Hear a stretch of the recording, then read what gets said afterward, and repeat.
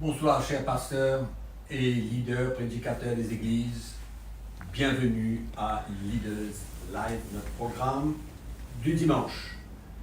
Nous sommes heureux de partager la parole de Dieu avec vous et nous croyons, nous sommes convaincus que la parole de Dieu nous éclaire, nous encourage, nous corrige, nous confronte et nous construit dans notre marche avec le Seigneur. Nous sommes appelés à être de plus en plus à l'image de Jésus. Amen. Ce soir, nous allons parler de la culture dans le royaume de Dieu, la culture dans l'Église. Les mauvais effets de la culture dans l'Église, lorsque nous transportons certains aspects de notre héritage naturel dans l'Église, c'est pourquoi nous avons besoin de découvrir ce qui est acceptable et ce qui n'est pas acceptable pour le Seigneur dans le royaume de Dieu. Il est vrai que chaque nation, chaque pays, peut-être bien chaque continent, a sa propre culture. Sa propre culture que le monde, bien sûr, accepte, c'est normal. Et il y a même une promotion. Le monde fait de la promotion, encourage la culture de chaque nation, chaque pays. Et dans notre culture, notre héritage, c'est quoi? C'est un héritage naturel, mais il y a aussi un héritage spirituel que souvent nous ne considérons pas comme étant quelque chose de dangereux au sein de l'Église.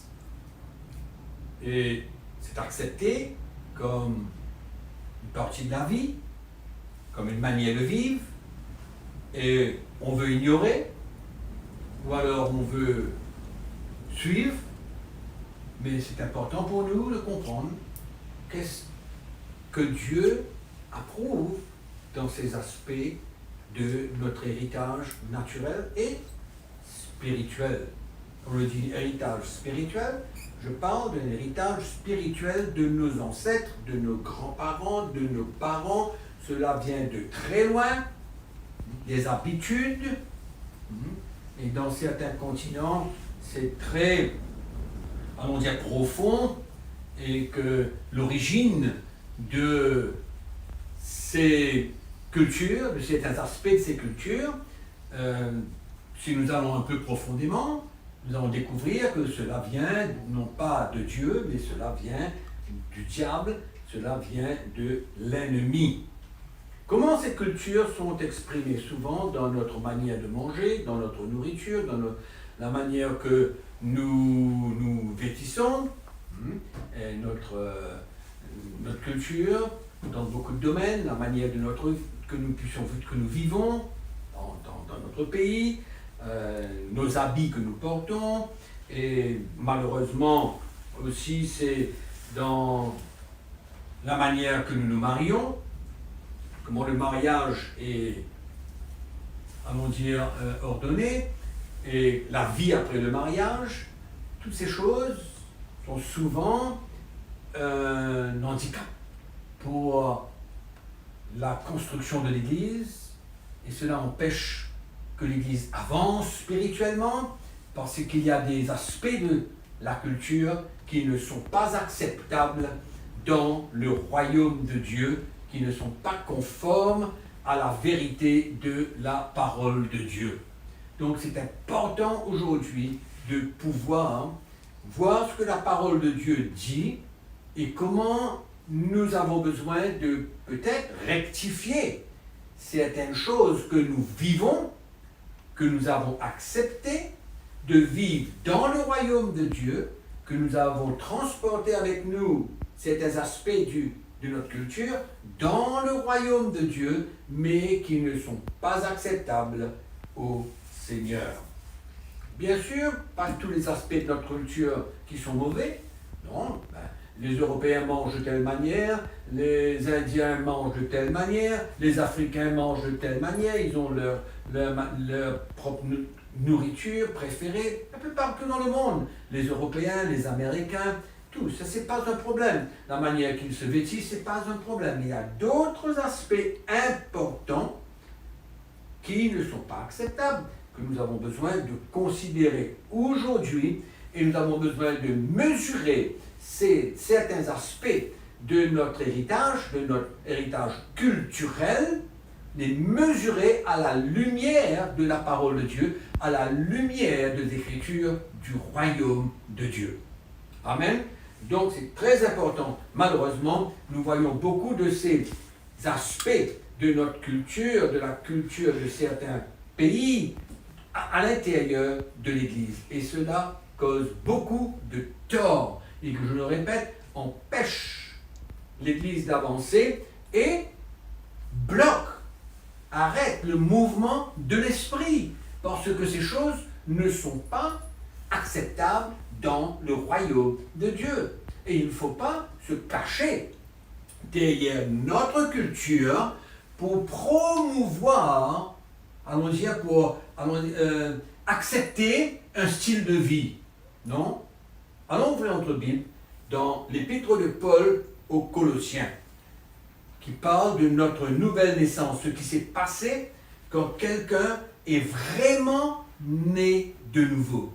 Vraiment, il est né de nouveau. Il a accepté Christ dans sa vie, il s'est repenti de sa vie passée, il est prêt à vivre une nouvelle vie avec le Seigneur, à perdre sa vie, à prendre sa croix, à suivre le Seigneur. Vraie nouvelle naissance. Devenus des enfants de Dieu. 1, chapitre 1er, versets 13 et 14, dans l'épître de Paul aux Colossiens. Nous lisons ceci. Il nous a délivrés de la puissance des ténèbres. Dieu, le Père. Parce que le verset 12 dit rendons grâce à Père. Et là il nous dit, il nous a délivrés. Dieu le Père nous a délivrés de la puissance des ténèbres. Et nous a transportés où? Dans le royaume de son Fils bien-aimé, en qui nous avons la rédemption et nous avons le pardon de nos péchés. Amen. Donc, qu'est-ce qui s'est passé à notre nouvelle naissance? Nous vivions dans le monde, selon le train de ce monde, comme Paul dit dans l'Épître aux Éphésiens, dans le royaume des ténèbres, royaume contrôlé par qui? Par le diable, il est le prince de ce monde, la Bible nous dit. C'est lui qui règne le royaume du monde de ténèbres. Et c'est là où nous sommes sortis, avant de naître de nouveau. Et quand nous naissons de nouveau, quelle est cette expérience? Nous sommes transportés, la Bible dit. Transportés dans le royaume de Jésus. Alléluia. Un autre royaume. On sort du royaume des ténèbres, dirigé par le diable, et on entre dans le royaume de Dieu où Jésus-Christ est Seigneur, Sauveur, il est le chef, il est la tête, il est le maître de notre vie. Et ça c'est clair et ça doit être bien compris. Donc, changement de royaume. C'est clair.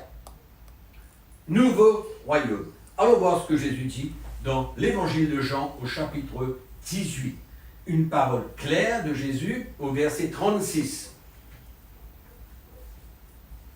Quand Jésus est devant Pilate et qu'on lui demande toutes sortes de questions à son sujet, au verset 36, il dit « Mon royaume n'est pas de ce monde.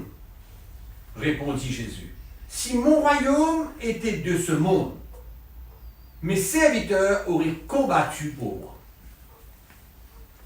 afin que je ne sois pas livré aux Juifs.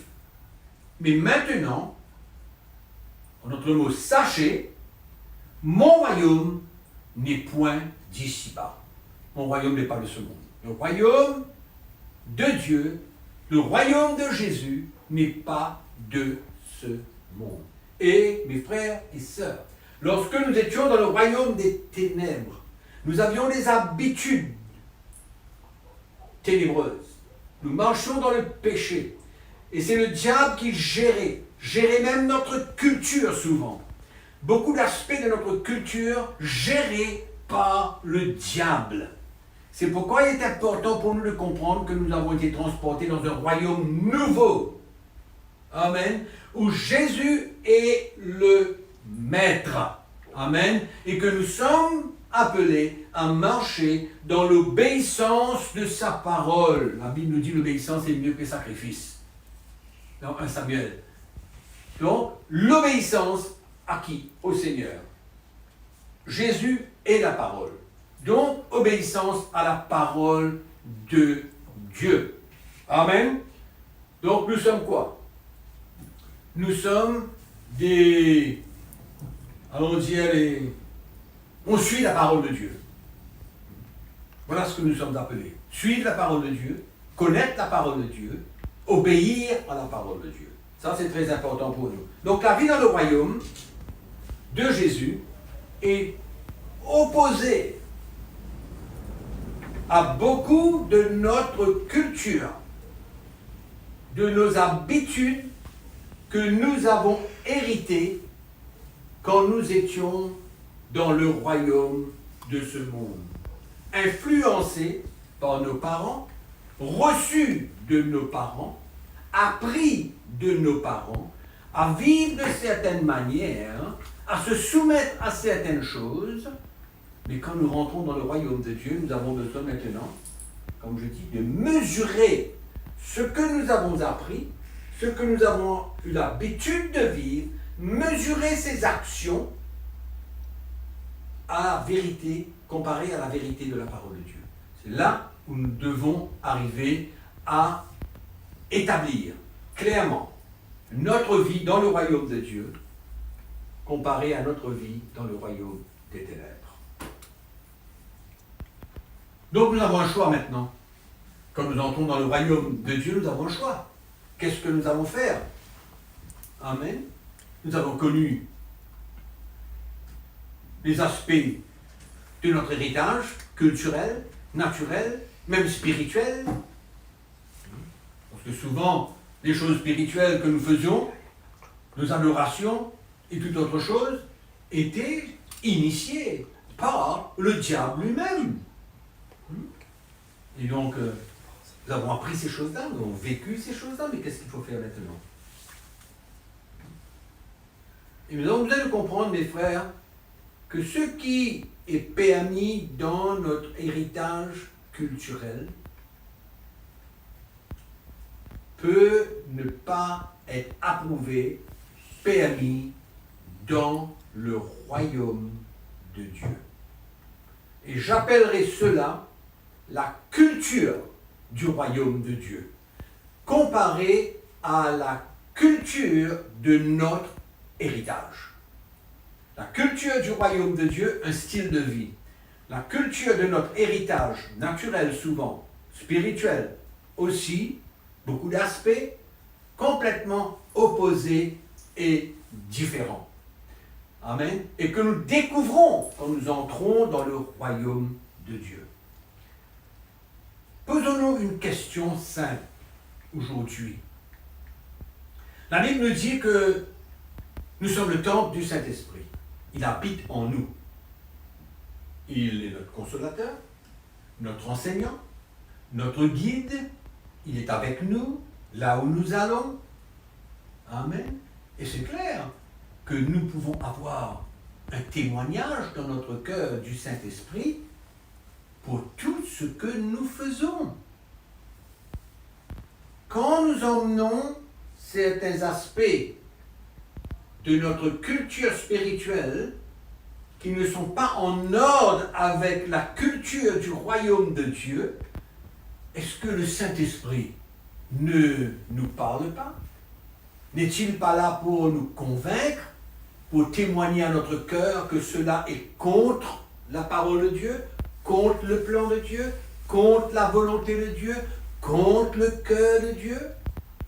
Allons-nous persister et de vouloir vivre dans les deux royaumes en même temps.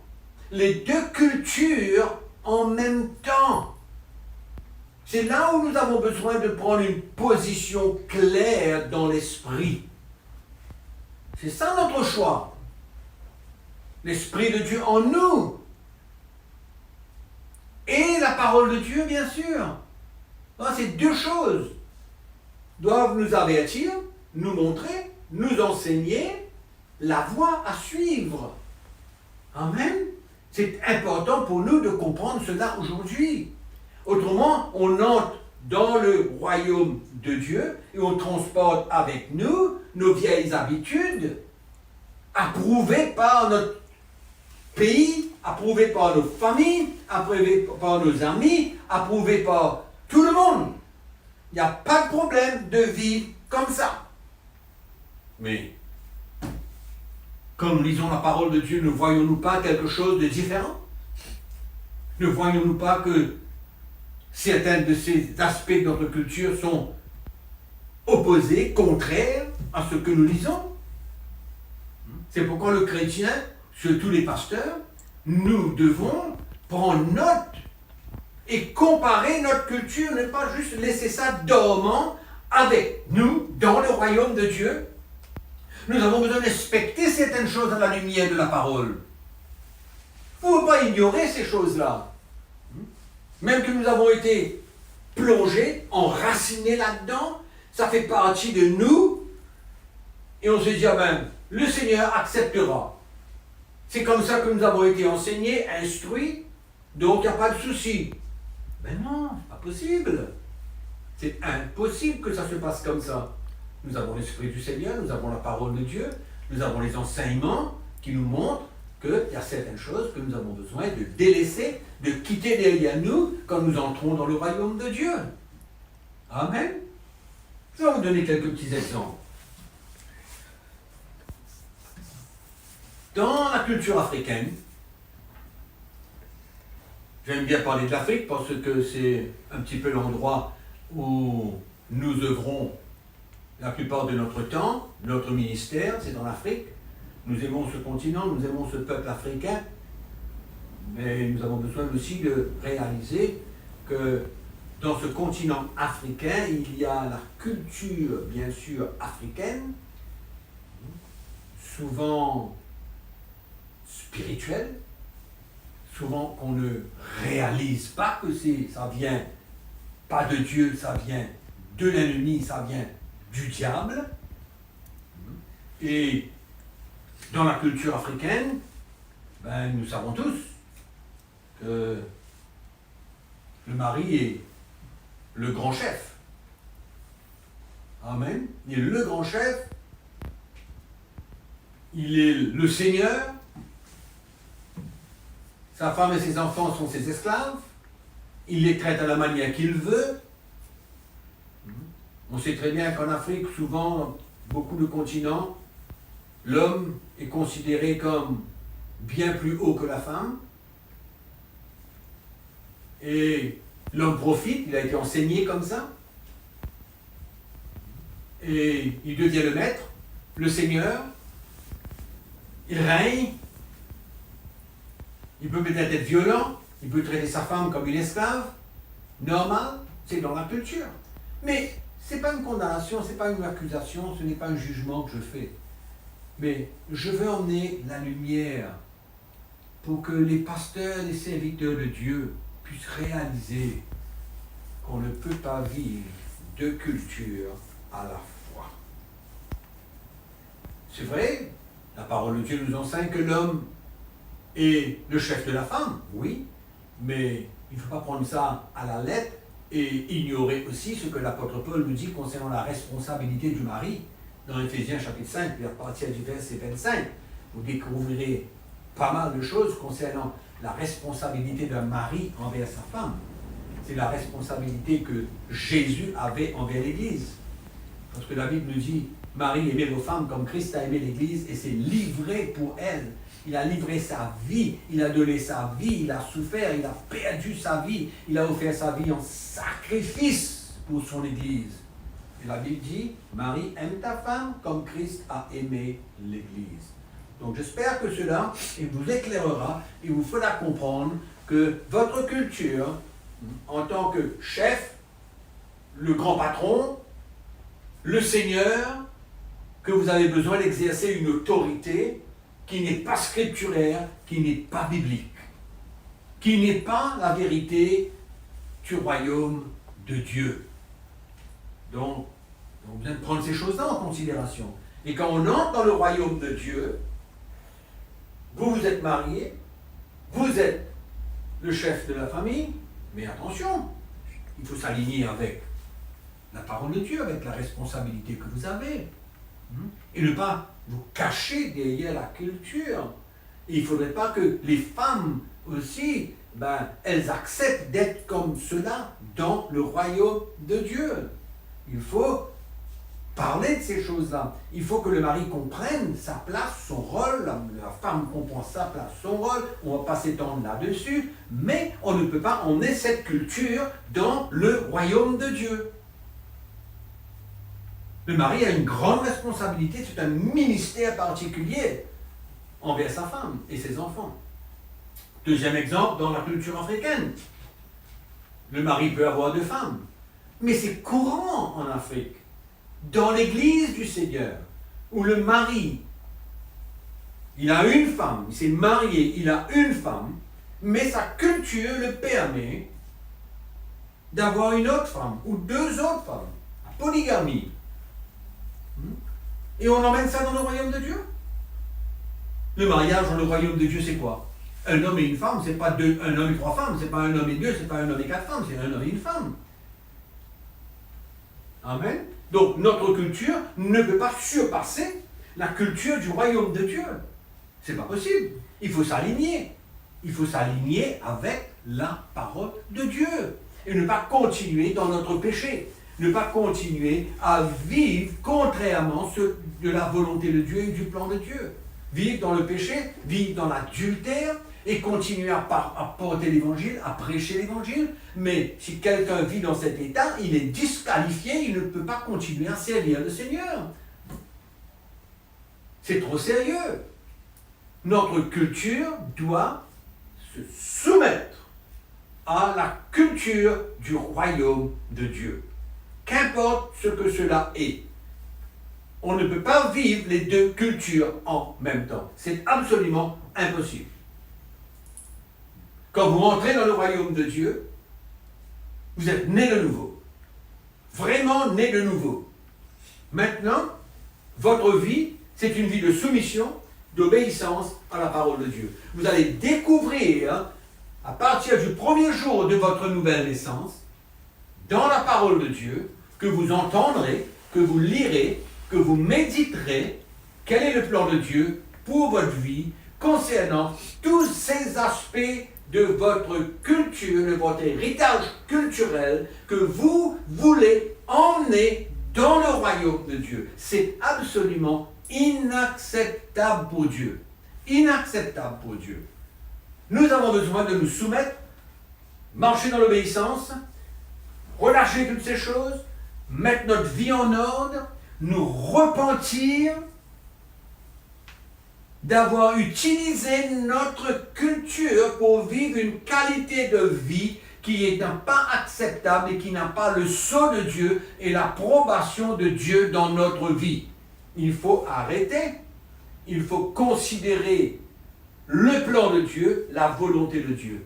Et s'il y a des pasteurs qui sont dans cette situation, ou d'autres situations, il y a une seule chose à faire, la repentance. La repentance. Il y a d'autres aspects de votre culture, beaucoup d'autres aspects de votre culture, que je n'ai pas le temps de mentionner, mais que vous avez besoin de considérer. Qu'est-ce que Dieu dit par rapport à ce que j'ai appris depuis ma naissance? Maintenant, je suis un enfant de Dieu, fils du royaume de Dieu, et je dois me soumettre à la culture du royaume de Dieu. On ne peut pas chacun d'entre nous, de différentes nationalités, Indiens, Chinois, Européens, Américains, Australiens, entrer dans le royaume de Dieu et continuer avec sa culture. Un bouillon de culture, une salade de culture, en croyant que Dieu approuve cela. Il faut faire attention que notre culture ne prime pas sur la parole de Dieu. On ne peut pas être plus mauricien que chrétien. On ne peut pas être premièrement africain et deuxièmement chrétien. On ne peut pas être premièrement européen et deuxièmement chrétien. On est premièrement chrétien à l'obéissance et la soumission de la parole de Dieu. Et s'il y a n'importe quoi de notre culture, de ce que nous étions en tant que Mauriciens, Africains, Indiens, Chinois, Européens, Américains, s'il y a n'importe quel aspect qui n'est pas en ligne avec la parole de Dieu, nous sommes appelés à laisser derrière, à délaisser cette chose et à mettre en ordre ce qui doit être mis en ordre. Je dois être clair là-dessus. On ne peut pas continuer à mettre notre culture en premier. Amen. Juste pour un petit exemple rapide, une petite illustration rapide, je me souviens que j'avais été dans un pays et j'ai remarqué que, j'allais prêcher dans une église et j'ai remarqué que les habitants de ce pays étaient très nationalistes. Plus nationalistes que chrétiens. Et j'avais compris que cela était un obstacle pour eux parce que leurs habitudes primaient sur ce que Dieu demandait dans la parole de Dieu. Malheureusement, j'ai mentionné cette chose pendant la prédication et la suite a été que je n'ai jamais visité cette église encore une fois. J'étais banni de cette église. C'est pour vous prouver la profondeur des racines de la culture, des racines de notre héritage naturel qui vient de nos pères, nos grands-pères, nos ancêtres, nos grands-parents, etc. Donc, mes amis, mes frères, il est temps de mettre de l'ordre et que la culture du royaume de Dieu prime dans nos églises. Amen. Que le Seigneur vous bénisse et que la grâce de Dieu soit avec vous. Et si vous avez besoin de vous repentir, faites-le. Mettez de l'ordre. Amen.